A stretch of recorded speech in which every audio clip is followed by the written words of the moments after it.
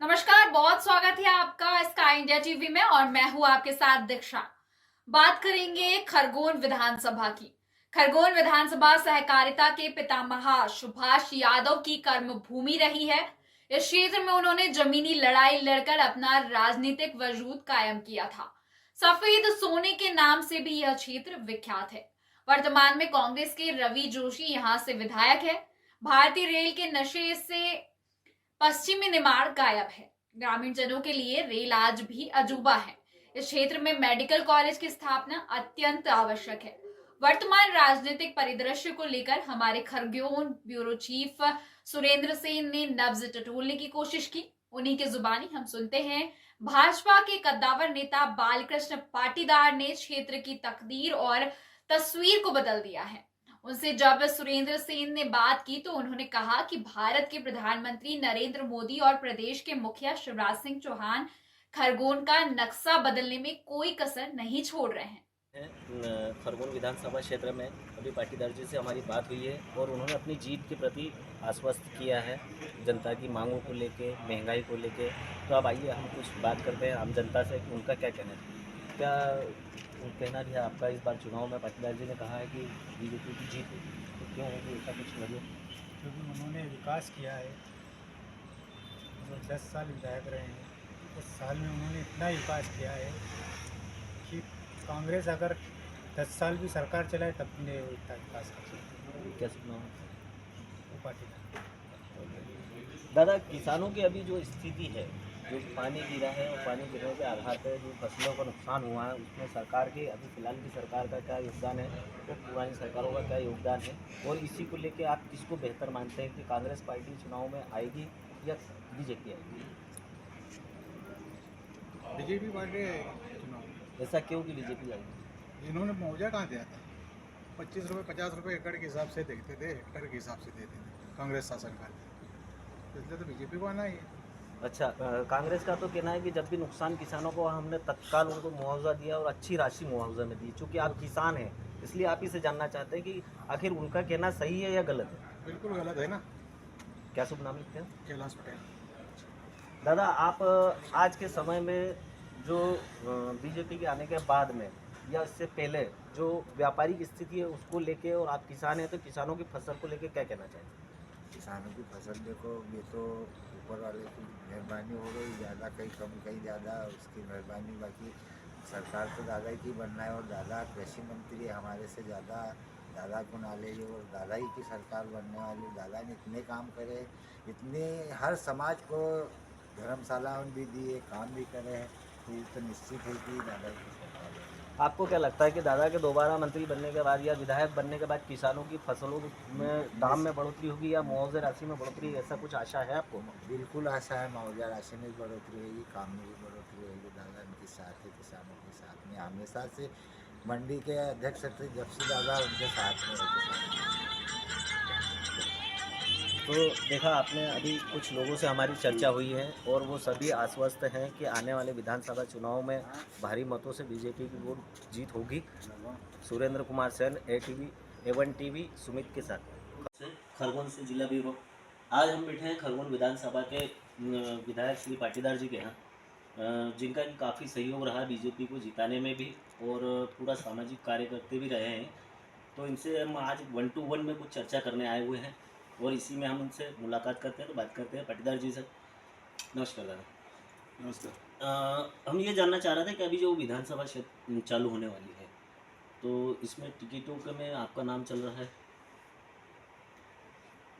नाम चल रहा है ना जी। तो क्या लगता है आपको कि भारी मतों से विजयी होंगे आप? निश्चित रूप से। और क्या कारण रहेंगे कि कांग्रेस को इस बार पछाड़ने का दावा कर सकते हैं?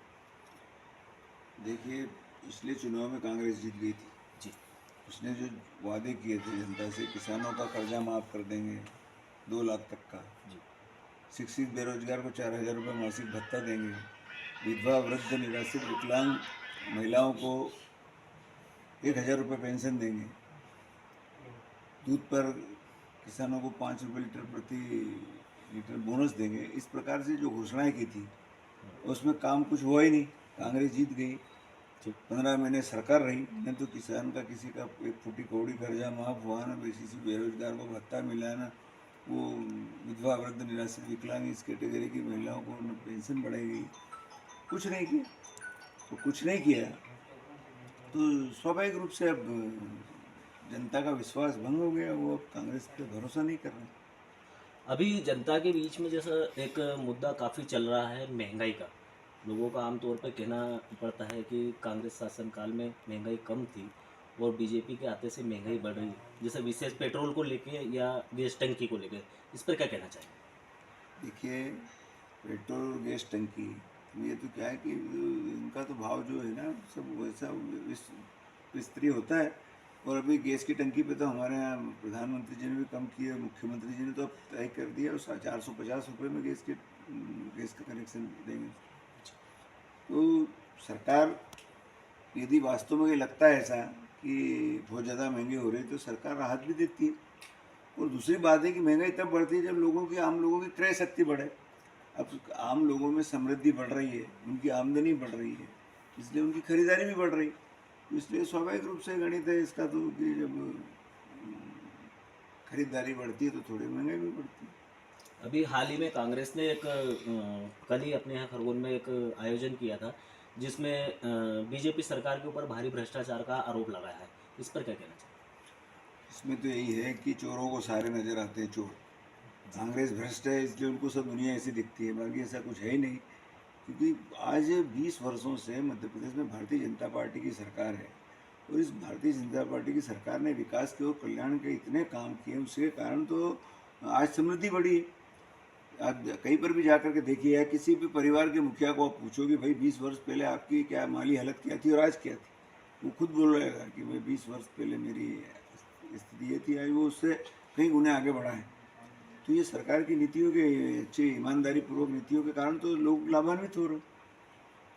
अभी कल कलेक्टर कार्यालय के सामने कुछ किसानों ने प्रभावित किसानों ने डूब प्रभावित के किसानों ने धरना दिया है, उसमें कांग्रेस पार्टी के सारे अधिकारी मौजूद थे।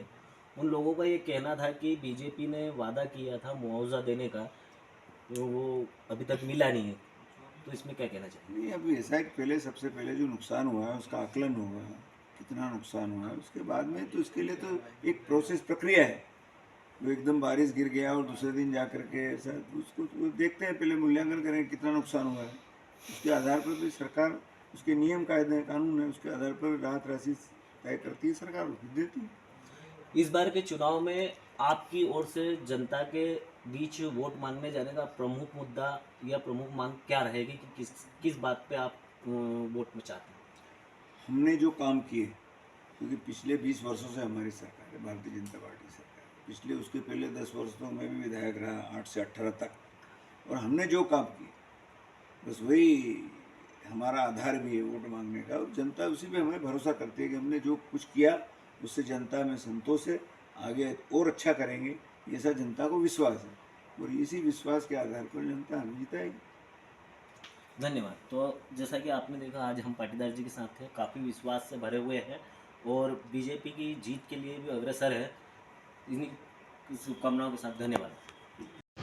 A1 टीवी के कार्यक्रम में हम दादा से बात करते हैं कि आखिरकार सरकार की तरफ से मिलने वाली सुविधाओं से वो कितने खुश हैं और आने वाले समय में जो चुनाव हो रहा है विधानसभा के, उनमें उनकी आशा क्या है कि किसको वोट देंगे और किसकी सरकार बनना चाहिए। दादा, क्या नाम है आपका? शेर सिंह चौहान। दादा, आपको क्या क्या सुविधाएं मिली अभी तक? हमको कुल मिल के पूरी सुविधा उनकी मिल चुकी है। हमें उनका कंट्रोल का सामान 4 साल से फ्री में खा रहे हैं और हमारे घर में जो भी चीज़ की कमी थी वो उन्होंने पूरी करी। और क्या बोल, और ये बताइए कि जो शिवराज सरकार की तरफ से अभी आवास योजना चल रही है, आवास योजना में आपको लाभ मिला? मिला तो नहीं, लेकिन मिलने वाला है, बोल दिया, आश्वासन दिया है कि मिलेगा। अभी भले थोड़ा धीरे धीरे सबको मिलेगा। और एक योजना चल रही है गरीबों के लिए, उपचार योजना आयुष्मान कार्ड के माध्यम से, उसमें आपको लाभ मिल गया? मेरे को 1.5 लाख का अस्पताल में मिला, इंदौर में, और ऑपरेशन में। कुल मिला के ये कहे कि आप शिवराज सरकार से खुश हैं? बराबर। राय जानने आए हैं कि आखिरकार उनकी चुनाव को लेकर क्या राय है। क्या नाम लिखते हैं भाई साहब? महेंद्र कुशवाहा। महेंद्र कुशवाहा जी। कुशवाहा जी, इस समय जो चुनाव आ रहे हैं, हाँ, इन चुनाव में आपको देखते हुए क्या लग रहा है, किस तरीके के? हम बीजेपी के। बीजेपी। हाँ, उम्मीदवार। तो बीजेपी का जो शासनकाल चल रहा है उससे खुश हैं आप? खुश है ना। और जो भी सुविधाएं, जैसा कि शिवराज सिंह जी कह रहे हैं, वो सारी सुविधाएं मिली है आपको? हाँ, मिली है सब। आवास योजना में लाभ मिला है? मिला है। और क्या सुविधाएं मिल रही है आपको? सब अपने सम्मान योजना का वो कार्ड भी है सभी परिवार का, और सामान भी कंट्रोल में मिल रहा, और अपना क्या यार और है। अच्छा, ये बताओ, लाडली योजना का लाभ भी हाँ, है? वो भी मिल रहा। अच्छा, आने वाले समय में यदि बीजेपी की सरकार बनती है तो आप उनके लिए क्या अपेक्षा करते हैं कि आने वाले समय में आपको और क्या सुविधाएं मिलना चाहिए? और सुविधा मिलेगी नहीं, रोड बन रहे, सब बन रहे। मतलब कुल मिला के कार्यकाल जो है उससे खुश है? सब खुश है अपन तो। ठीक, धन्यवाद। कोई दिक्कत नहीं। राम नारायण जी, आप उम्र में अच्छे खासे लग रहे हैं, अनुभव भी आपका अच्छा है। मुझे ये बताइए कि पिछले 10 सालों के कार्यकाल में बीजेपी शासनकाल कैसा रहा आपके हिसाब से? बहुत अच्छा रहा, बहुत अच्छा रहा। किसानों के लिए बिना ब्याज के पैसे हर चीज़ में, मतलब पंजीयन बनाना तो भाव भी अच्छे मिले फसल के, प्याज में, गेहूँ में, हर चीज़ में। शिवराज सरकार ने किसानों को अच्छा हेल्प किया, बिना ब्याज के पैसे भी मिले। आने की हमारी बीजेपी सरकार बहुत अच्छी है। अच्छा, आने वाले समय में और सुविधाएं क्या हो, या किसानों के लिए क्या हो, या ग्रामीणों के लिए क्या हो, इस विषय में क्या कहना चाहेंगे? क्योंकि आप एक किसान भी हैं और एक ग्रामीण भी हैं। ये तो हम अच्छी तरह से जानते हैं कि शिवराज सिंह जी सब पूरा ध्यान देंगे काश्तकारों की तरफ, भाव के बारे में, फसल जो नष्ट है उसके बारे में भी हेल्प करेंगे। जो भी उनसे बड़े उन्होंने खरगोन में भी बताया कि मैं हर तरफ से किसानों की मदद करूंगा, मेरे को मेरे परिवार का हिस्सा जानना, और मेरे कोई नेता मत जानना, ऐसा तो हमको भरोसा है कि वो हमारी हेल्प जरूर करेंगे। मतलब आपके हिसाब से ऐसा लग रहा है कि इस बार के जो चुनाव है, उस बार के चुनाव में फिर से शिवराज सिंह सरकार की सरकार बनेगी। नमस्कार, A1 टीवी के कार्यक्रम में 1 to 1 कार्यक्रम में हम आज पढ़ा रहे हैं बड़गांव पंचायत में, और बड़गांव पंचायत में ग्रामीणों से जानना चाहते हैं कि मध्य प्रदेश सरकार ने जो भी योजनाएँ चालू की है, की उनसे लोगों को लाभ कितना। पहले हम आपका तारुफ करवाते हैं बड़गांव की सर्वप्रथम महिला जी, क्या नाम? क्या रहा आपको इस बार चुनावों को लेकर के, या पिछली बार सरकार ने जो योजनाएं चालू की थी उनसे कितनी संतुष्ट है? चुनाव के बारे में तो बहुत संतुष्ट हूँ अपनी पार्टी से, जनता पार्टी, क्योंकि बहुत अच्छे महिलाओं के लिए व्यवस्था करी है कि जैसे पहले क्या थे कि महिलाओं नल से भी परेशान रहती थी कि अपने घर नल नहीं आ रही है, उसमें परेशान होती थी। उससे सरकार ने वो सुविधा भी घर घर जाके नल पहुँचाई सुविधा दी है महिलाओं को। फिर जैसे अपने गैस का कनेक्शन के लिए भी फ्री गैस कनेक्शन दिलाया महिलाओं को, उनसे भी वो समस्या से भी उनको मुक्ति दिलाई है।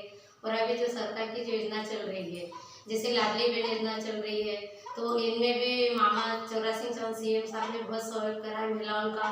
और इससे पहले भी जैसे इतनी जवाबदारी महिलाओं की उनने उठाई है कि जब से महिला गर्भ होती है, जब से उनको आंगनबाड़ी हो के जो गर्भवती महिलाओं के लिए सुविधा करी है कि जैसे गाड़ी आती है डिलीवरी पीरियड के लिए, तो बहुत अच्छे से सरकार है। मेरा तो कहने का मतलब है कि ऐसी सरकार आना चाहिए और ये बनना चाहिए, क्योंकि आने वाले समय में अपने देश का वही बीजेपी की सरकार बनेगी जब भी कुछ होगा।